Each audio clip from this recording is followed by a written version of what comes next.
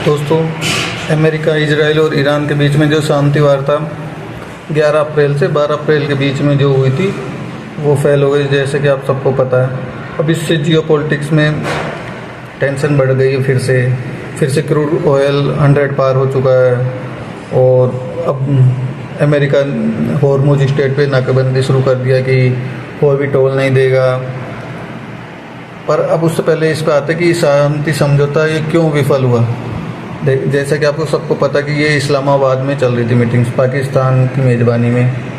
Israel तो आया नहीं था, अमेरिका और ईरान के बीच में हो रही थी। अमेरिका की तरफ से यूएस के उपराष्ट्रपति जेडी वेंस थे और वो शुरू से हमेशा से ईरान के खिलाफ युद्ध लड़ने के पक्ष में नहीं थे, तो इसलिए यूएस की तरफ से वो सबसे राइट कैंडिडेट थे कि इस वक्त शांति वार्ता को सफल बनाया जाए। और ईरान की तरफ से थे उनके संसद के अध्यक्ष और भी कुछ लोग थे। पाकिस्तान की तरफ से तो आपको पता ही था, आसिम मुनीर थे, राष्ट्रपति थे और एनएसए थे उनके। फेल होने का कारण ये था कि अमेरिका चाह रहा था कि ईरान अपना यूएस का परमाणु कार्यक्रम बंद कर दे, हॉर्मुज स्ट्रेट को छोड़ दे। इंटरनेशनल जल है तो रास्ता फ्री करे, जहाज़ों को आने दे।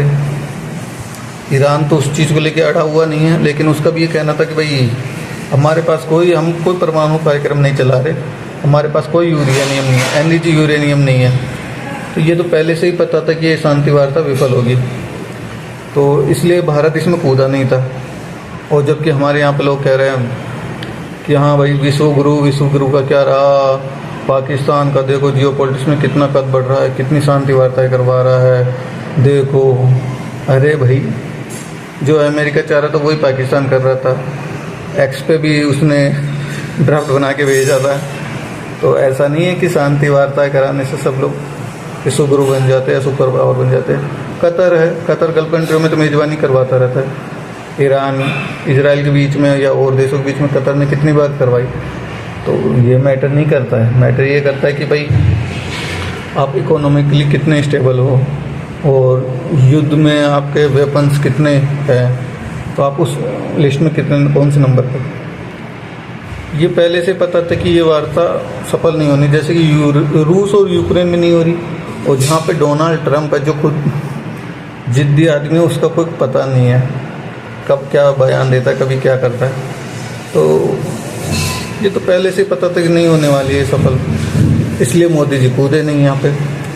अब आज न्यूज़ आ रही है कि मोदी जी से बात करी है डोनाल्ड ट्रंप ने आधे घंटे कि बड़े भाई अब आपको ही आना पड़ेगा बीच में, युद्ध रुकवा दो प्लीज़। हाथ जोड़ रहा है वो, भाई युद्ध रुकवा दो। अब हमसे हॉर्मुज स्ट्रेट पे तो कब्जा हो नहीं पा रहा है, ईरान ने हमारी एस्ट्रेजी कर दी। अरे भाई क्यों युद्ध लड़ रहे हो, अब शांति वार्ता करो।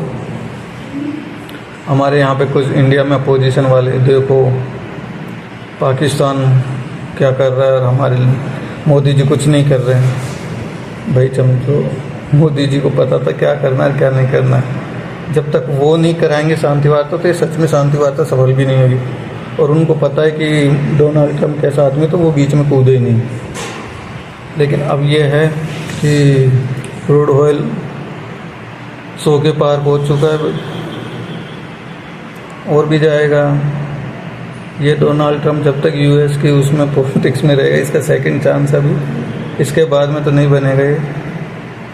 तो जब तक ये राष्ट्रपति रहेगा, जब तक ऐसे ही शेयर मार्केट और भी क्षेत्रों में शांति, मार्केट की तो इसने ऐसी की तैसी कर रखी है।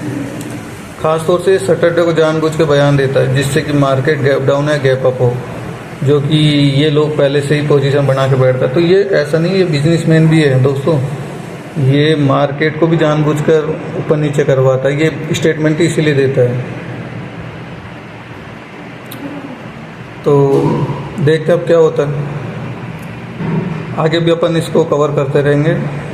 धन्यवाद दोस्तों, और थोड़ा सपोर्ट करिए, मेरे चैनल को फॉलो करिए, लाइक करिए, सब्सक्राइब करिए। जय हिंद, जय भारत।